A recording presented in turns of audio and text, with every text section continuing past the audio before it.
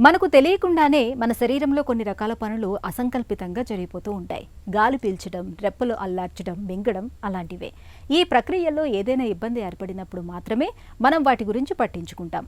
ముఖ్యంగా మింగడంలో ఇబ్బంది ఏర్పడితే తినడం, తాగడం అనేవి చాలా కష్టంగా మారిపోతాయి. ఒక్కోసారి గుటక కూడా వేయలేని పరిస్థితులు ఏర్పడుతూ ఉంటాయి.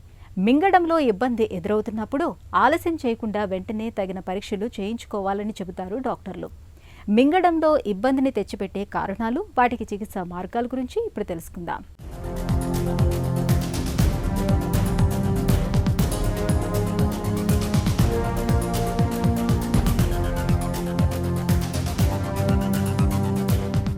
గబగబా తింటున్నప్పుడు పొలమారటం, గొంతులో ముద్ద మింగుడు పడకపోవడం మనలో చాలా మందికి అనుభవమే. ఇలాంటప్పుడు పక్కనే గ్లాసులో ఉన్న నీళ్లు తాగితే చాలు, గొంతులో అడ్డం పడ్డ అన్నం ముద్ద తేలికగా లోపలికి వెళ్ళిపోతుంది. కానీ ప్రశాంతంగా తింటున్నా ముద్ద ముద్దకి గొంతు పట్టేసినట్టుగా ఉంటుంటే, ముద్ద మింగడం కష్టమైతే అది ఖచ్చితంగా సమస్యే. ఆహారాన్ని నమలడం, మింగడంలో మన ప్రమేయం పెద్దగా ఉన్నట్లు అనిపించకపోవచ్చు.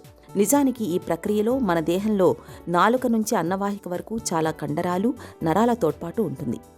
నోట్లో ఆహారాన్ని నమలడానికి వీలుగా పళ్ల కిందకు తోయడం దగ్గర నుంచి నమిలిన దాన్ని గొంతు వెనక భాగంలోని అన్నవాహికలోకి తోయడం వరకు నాలుక కండరాలు పనిచేస్తాయి. అక్కడి నుంచి అన్నవాహికలోని వలయాకారంగా ఉండే కండరాలు ముడుచుకుంటూ ఆహారాన్ని కడుపులోకి పంపిస్తాయి. వీటిలో ఎక్కడ సమస్య తలెత్తినా మింగడంలో ఇబ్బందులు ఎదురవుతాయి. డిస్ఫేజియాగా పిలిచే ఈ సమస్య ఏ వయసు వారిలోనైనా రావచ్చు. ఈ డిస్ఫేజియా అనేది మనకి ఆహారం తీసుకున్నప్పుడు, మంచినీళ్ళు తాగినప్పుడు గుటక మింగుడు పట్టడం కష్టంగా ఉంటే దీన్ని డిస్ఫేజియా అని బ్రాడ్గా మనం చెప్పుకోవచ్చు. ఈ డిస్ఫేజియాని మనం క్లాసిఫై చేసుకుంటే న్యూరలాజికల్ డిస్ఫేజియా అంటే కొన్ని రకాల న్యూరలాజికల్ ప్రాబ్లమ్స్, నరాలకి ఏమన్నా ఇబ్బంది కలిగినప్పుడు మనకి మింగే మజిల్కి కోఆర్డినేషన్ సరిగ్గా లేకపోతే ఇది న్యూరలాజికల్ డిస్ఫేజియా అని చెప్పుకుంటాం జరుగుతుంది. వీళ్ళకి మనం ఆబ్వియస్గా పేషెంట్ని చూసినప్పుడు ఏదో ఒక న్యూరలాజికల్ ప్రాబ్లం, ఇంతకుముందు రీసెంట్గా స్ట్రోక్ రావటము ఇలాంటివి మనం అబ్జర్వ్ చేస్తాం జరుగుతుంది. సో న్యూరలాజికల్ డిస్ఫేజియా అనేది మనం ఒకటి ముఖ్యంగా చెప్పుకోవాల్సిన అవసరం ఉంది. రెండోది ఈసోఫేజియల్ డిస్ఫేజియా, అంటే మన అన్నవాహికలో ప్రాబ్లం ఏమన్నా ఉంటే కూడా మింగుతానికి కష్టంగా ఉండే అవకాశం. గొంతు దగ్గర నుంచి అన్నవాహిక చివరి భాగం వరకు ఎక్కడ ప్రాబ్లం ఉన్నా కానీ ఇది డిస్ఫేజియా, మింగుడు పడటానికి ఇబ్బంది కలిగించే అవకాశం ఉంటుంది. కొన్నిసార్లు మనము గొంతు లోపల ఇన్ఫెక్షన్స్ ఇలాంటివి ఉన్నప్పుడు మింగుతానికి కష్టంగా ఉంటుంది, నొప్పిగా కూడా ఉంటుంది. దీన్ని మనం ఒడైనోఫేజియా అంటాం జరుగుతుంది.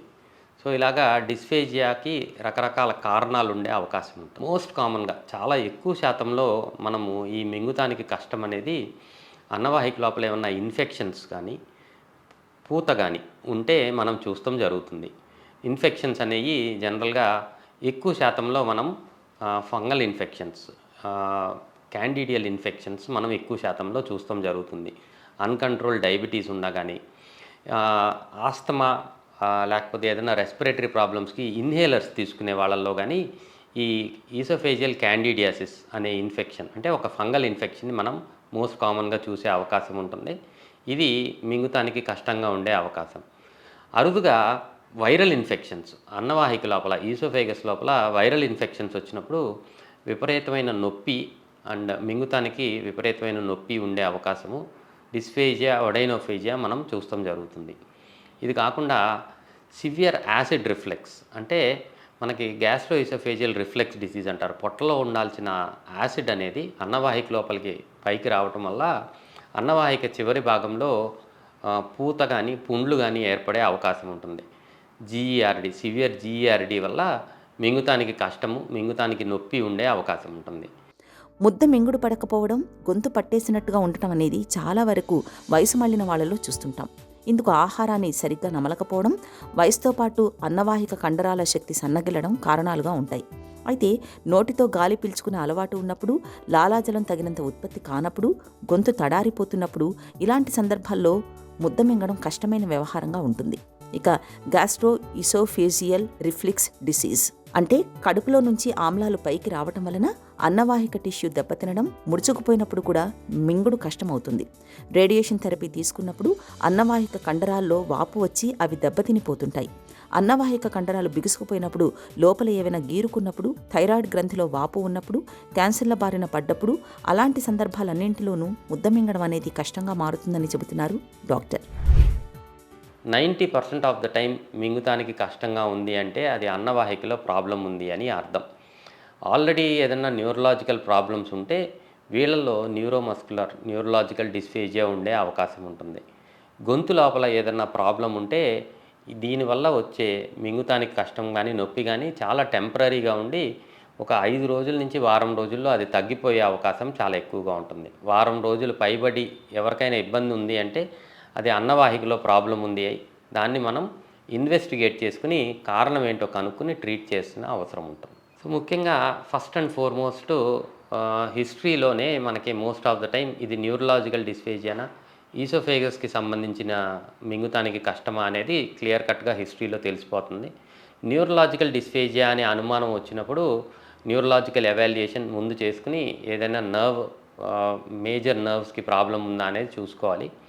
బట్ అన్నిటికన్నా simple and most easiest thing ఏంటి అంటే మింగుతానికి ఎవరికి కష్టం ఉండా ఫస్ట్ అండ్ ఫార్మోస్ట్ ఒక ఎండోస్కోపీ పరీక్ష చేసుకుంటే మనకి మోస్ట్ ఆఫ్ ద టైం ఏదన్నా మేజర్ ప్రాబ్లమ్స్ అది నేను ఇందాక చెప్పినట్టు ఇన్ఫెక్షన్స్ కానీ, సివియర్ ఈసోఫేజైటిస్ ఆర్ జీఈఆర్డీ వల్ల కానీ, క్యాన్సర్ గడ్డలు కానీ, ఏదన్నా అల్సర్స్ ఉండా కానీ మనం వెంటనే తెలుసుకునే అవకాశం ఉంటుంది. కొంతమందికి అన్నీ నార్మల్గా ఎండోస్కోపీలో ప్రతిదీ నార్మల్గా ఉండి మింగుతానికి కష్టంగా ఉన్న వాళ్ళల్లో ఈ ఎండోస్కోపీ అయిన తర్వాత మనం ఈసోఫేజియల్ మానోమెట్రీ అంటారు. ఏదైతే ఈ మజిల్స్ యొక్క మూమెంట్ కానీ ప్రెషర్స్ కానీ చెక్ చేసే ఒక పరీక్షనే ఈసోఫేజియల్ మానోమెట్రీ అంటం జరుగుతుంది. ఈ ఈసోఫేజియల్ మానోమెట్రీ కనుక మనం ఎండోస్కోపీతో కంబైన్ చేస్తే 90% ఆఫ్ ద టైం మనకి ఈ డిస్ఫేజియా యొక్క మూల కారణం మనం కనుక్కొని దానికి ట్రీట్మెంట్ ఆప్షన్స్ చేసుకునే అవకాశం చాలా ఎక్కువగా ఉంటుంది. డిస్ఫేజియాతో బాధపడుతున్నప్పుడు ముద్ద మింగడంలో ఇబ్బందితో పాటు గొంతులో నొప్పిగా ఉంటుంది. మింగుతున్నప్పుడు గొంతు, ఛాతీ భాగాల్లో ఏదో అడ్డుగా ఉన్న భావన కలుగుతుంటుంది. ముద్ద మధ్యలో ఆగిపోయినట్టుగా అనిపిస్తుంది. ఆహారపు తునకలు, ద్రవాలు తిరిగి గొంతులోకి వస్తుంటాయి. తరచుగా ఛాతీలో మంటగా ఉంటుంది. డిస్ఫేజియా సమస్య ముదిరే కొద్దీ బరువు తగ్గిపోవడం, రక్తహీనత సమస్యలు మొదలవుతాయి. ఈ లక్షణాలు కనిపిస్తున్నప్పుడు endoscopic, barium, x-ray, oesophageal manometry పరీక్షలు చేయించడం ద్వారా మింగడంలో ఇబ్బందిని తెచ్చిపెడుతున్న మూల కారణాన్ని చాలా వరకు పసిగట్టవచ్చు. మోస్ట్ ఇంపార్టెంట్ డిస్ఫేజియా ఉన్న వాళ్ళల్లో కారణాన్ని మనం కనుక్కుంటాం చాలా చాలా ముఖ్యం. ఏదన్నా ఇన్ఫెక్షన్స్ వల్ల ఉంటే ఆ ఇన్ఫెక్షన్స్కి మందులు ఫంగల్ ఇన్ఫెక్షన్ అయితే యాంటీఫంగల్స్, వైరల్ ఇన్ఫెక్షన్ అయితే యాంటీవైరల్ ట్యాబ్లెట్స్ మనం ఇస్తాం జరుగుతుంది. సివియర్ యాసిడ్ రిఫ్లెక్స్ ఉన్న వాళ్ళలో వీళ్ళకి ఇంత సివియర్గా రావడానికి కారణం కనుక్కుని యాంటాసిడ్ మెడికేషన్స్ ఇస్తే ఈ సివియరిటీ తగ్గిపోయే అవకాశం ఉంటుంది. ఒకవేళ మనం ఈ ఎండోస్కోపీలో క్యాన్సర్ అని తెలుసుకోగలిగితే అది ఎర్లీ స్టేజ్లో ఉన్నప్పుడు దానికి specific treatments most of the time oesophageal cancer రేడియోథెరపీకి చాలా బాగా రెస్పాండ్ అవుతుంది. దాంతో ఈ కంప్లీట్గా క్యాన్సర్ని క్యూర్ చేసే అవకాశం కూడా ఉంటుంది. బట్ ఇక్కడ ఛాలెంజింగ్ ఎక్కడ వస్తుంది అంటే ఎండోస్కోపీ కంప్లీట్గా నార్మల్గా ఉండి మింగుతానికి కష్టంగా ఉండే వాళ్ళల్లో ఈ ఈసోఫేజియల్ మొటిలిటీ డిజార్డర్స్, ఈ మోటార్ డిస్టర్బెన్సెస్, మొటిలిటీ డిజార్డర్స్ని మనం డయాగ్నోస్ చేసినప్పుడు ఇందులో రకరకాల కారణాల వల్ల ఈ ప్రాబ్లమ్స్ వచ్చే అవకాశం ఉంటుంది. ప్రతి ఒక్కదాన్ని ఈసోఫేజియల్ మానోమెట్రీ చేసుకుని ఏ ప్రాబ్లం అనేది మనం క్లియర్ కట్గా తెలుసుకోగలుగుతాము. మోస్ట్ కామన్గా మనం చూసే ఈసోఫేజియల్ మొటిలిటీ డిజార్డర్ ఎకలేషియా కార్డియా.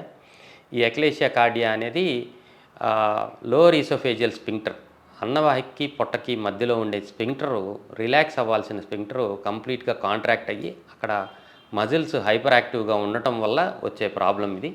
దీన్ని పర్ఫెక్ట్గా డయాగ్నోస్ చేసుకుంటే ఎండోస్కోపీ ద్వారా లేదంటే సర్జరీ ద్వారా కంప్లీట్గా క్యూర్ చేసుకునే అవకాశం ఉంటుంది.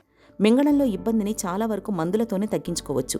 నోటి శుభ్రతను పాటించడంతో పాటు మల్టీవిటమిన్లు, స్టెరాయిడ్లు, యాంటీఫంగస్, యాంటీబయాటిక్ మందుల్ని వాడుకోవడం ద్వారా మింగడంలో ఇబ్బందిని చాలా వరకు తగ్గించుకోవచ్చు. సమస్య మరీ తీవ్రంగా ఉన్నప్పుడు ఒకవైపు మందులు వాడుతూనే మరోవైపు ఈసోఫేజియల్ డైలేషన్, సర్జరీ ప్రక్రియల్ని చేయాల్సి ఉంటుంది. మింగడంలో ఇబ్బంది అనేది ఎంతకీ తగ్గనప్పుడు, రోజులు గడుస్తున్న కొద్దీ పరిస్థితి దిగజారుతున్నప్పుడు ఒకసారి బయాప్సీ పరీక్షను కూడా చేయించుకోవాలి. ఒకవేళ క్యాన్సర్ అయితే దాన్ని సకాలంలో తొలి దశలోనే పసిగట్టి నయం చేయడానికి వీలవుతుంది.